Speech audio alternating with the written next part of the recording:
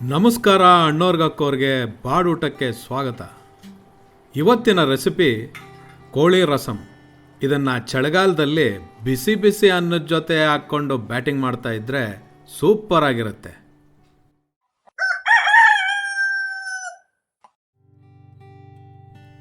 ಕೋಳಿ ರಸಮ್ ಮಾಡೋದಕ್ಕೆ ಬೇಕಾಗಿರುವಂಥ ಸಾಮಗ್ರಿಗಳು: ಈರುಳ್ಳಿ, ಟೊಮೆಟೊ, ಕೊತ್ತಂಬರಿ ಸೊಪ್ಪು, ಪುದೀನ ಸೊಪ್ಪು, ಹಸಿರು ಮೆಣಸಿನಕಾಯಿ, ಶುಂಠಿ, ಚಕ್ಕೆ, ಬೆಳ್ಳುಳ್ಳಿ ಗಡ್ಡೆ, ಪಲಾವ್ ಎಲೆ, ಹಾಗೆಯೇ ಸ್ವಲ್ಪ ಕರಿಬೇವಿನ ಎಲೆಗಳು, ಅರಿಶಿಣದ ಪುಡಿ, ಉಪ್ಪು, ಕರಿಮೆಣಸಿನಕಾಳಿನ ಪುಡಿ, ಚಿಕನ್ ಮಸಾಲ ಪುಡಿ ಮತ್ತು ಕೋಳಿ ಮಾಂಸ. ಕೋಳಿ ಮಾಂಸದಲ್ಲಿ ನಾಟಿ ಕೋಳಿ ಮಾಂಸ ತಗೊಂಡ್ರೆ ಸೂಪರ್ ಆಗಿರುತ್ತೆ. ಮೊದಲಿಗೆ ಒಂದು ಕಾದ ಬಾಣಲೆಗೆ ಎಣ್ಣೆಯನ್ನು ಹಾಕ್ಕೊಂಬಿಡಿ. ಒಂದು 50 ಗ್ರಾಮ್ ಅಂದರೆ ಒಂದು 3 ಟೇಬಲ್ ಸ್ಪೂನ್. ಅದಕ್ಕೆ 2 ಪಲಾವ್ ಎಲೆ, ಒಂದು ಸ್ವಲ್ಪ ಚಕ್ಕೆ ಅಂದರೆ ಒಂದು 5ರಿಂದ 6 ಚಿಕ್ಕ ಪೀಸ್ಗಳನ್ನು ಹಾಕ್ಕೊಂಬಿಟ್ಟು ಕತ್ತರಿಸಿದಂಥ ಶುಂಠಿಯನ್ನು ಹಾಕ್ಕೊಂಡು ಒಂದು 2 ನಿಮಿಷ ಲೈಟಾಗಿ ಫ್ರೈ ಮಾಡ್ತಾ ಬನ್ನಿ.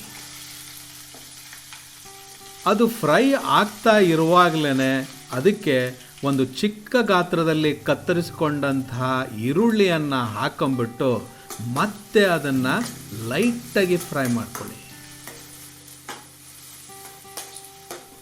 ಅದಾದಮೇಲೆ ಇದಕ್ಕೆ ಒಂದು 4 ಕತ್ತರಿಸಿದಂಥ ಹಸಿರು ಮೆಣಸಿನಕಾಯನ್ನು ಹಾಕ್ಕೊಂಡು ಮತ್ತೆ ಒಂದು ಸ್ವಲ್ಪ ಲೈಟಾಗಿ ಫ್ರೈ ಮಾಡ್ಕೊಳ್ಳಿ.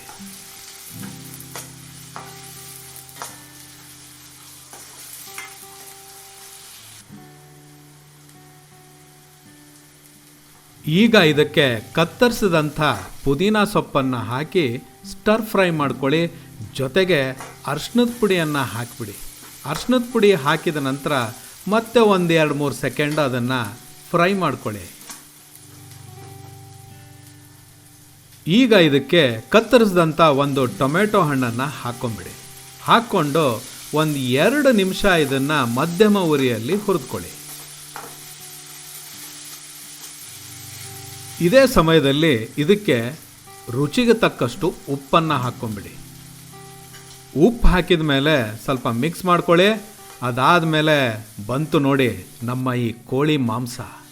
ಅರ್ಧ kg ಕೋಳಿ ಮಾಂಸ ಹಾಕಿ ಒಂದು ಸ್ವಲ್ಪ ಕೊತ್ತಂಬರಿ ಸೊಪ್ಪನ್ನು ಉದುರಿಸಿ ಅದಕ್ಕೆ ಚಿಕನ್ ಮಸಾಲ ಪುಡಿಯನ್ನು ಹಾಕ್ಕೊಂಬಿಟ್ಟು ಹಂಗೇ ಒಂದು ಸ್ವಲ್ಪ ಪೆಪ್ಪರ್ ಪುಡಿನೇ ಸ್ವಾಮಿ ಇದಕ್ಕೆ ಮೇನಾದ ಇಂಗ್ರೀಡಿಯೆಂಟು. ಇದನ್ನು ಹಾಕ್ಕೊಂಬಿಟ್ಟು ಚೆನ್ನಾಗಿ ಅದನ್ನು ಮಿಕ್ಸ್ ಮಾಡ್ಕೊಳ್ಳಿ.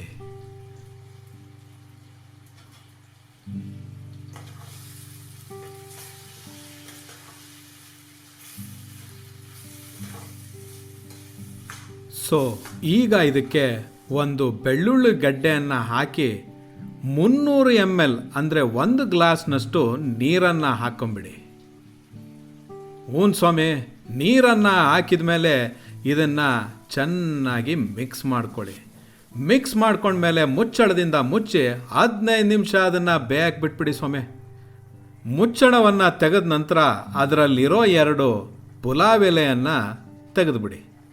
ಅದಾದಮೇಲೆ ಬಂತು ನೋಡಿ ನಮ್ಮ ಸೌತ್ ಇಂಡಿಯನ್ ಸ್ಟಾರ್, ಅದೇ ಕರಿಬೇವಿನ ಎಲೆಗಳು. ಕರಿಬೇವಿನ ಎಲೆಗಳನ್ನು ಹಾಕ್ಕೊಂಬಿಟ್ಟು ಮತ್ತೆ ಅದನ್ನು ಚೆನ್ನಾಗಿ ಮಿಕ್ಸ್ ಮಾಡ್ಕೊಳ್ಳಿ. ಮತ್ತೆ ಮುಚ್ಚಳದಿಂದ ಮುಚ್ಚಿಬಿಟ್ಟು ಒಂದು 5 ನಿಮಿಷ ಬೇಯಿಸಿ. ನೋಡಿ ಸ್ವಾಮಿ, ರೆಡಿ ಆಯಿತು ನಮ್ಮ ಬಿಸಿ ಬಿಸಿಯಾದಂಥ ರುಚಿಯಾದಂಥ ಈ ಕೋಳಿ ರಸಮ್.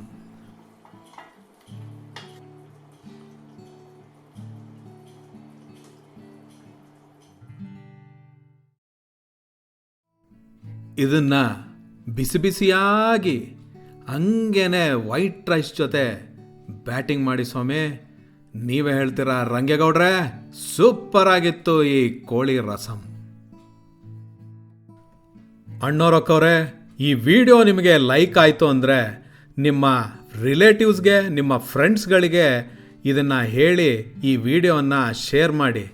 ಹಂಗೇ ನಿಮ್ಮ ಫ್ರೆಂಡ್ಸ್ಗಳಿಗೆ, ರಿಲೇಟಿವ್ಸ್ಗಳಿಗೆ ನಮ್ಮ ಚಾನಲ್ಗೆ ಸಬ್ಸ್ಕ್ರೈಬ್ ಆಗಕ್ಕೆ ಹೇಳಿ. ಬೆಲ್ ಐಕನ್ ಒತ್ತೋದನ್ನು ಮಾತ್ರ ಮರೆಯಕ್ಕೆ ಹೋಗಬೇಡಿ dear friends. See you in the next video. ನಮಸ್ಕಾರ.